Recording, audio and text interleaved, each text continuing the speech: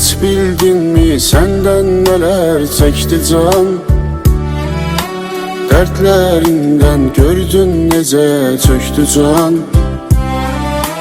Bir deneydi sen ele bildin çoktu can.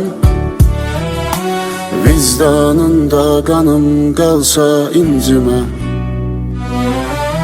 Kar qəlbini daha necə səsləyim?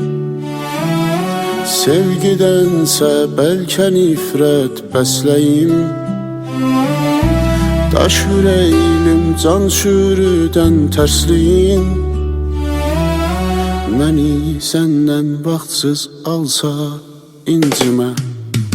İstəməzdim ömrüm solan bağ olsun. Mənsizliyin bir dözülməz dağ olsun.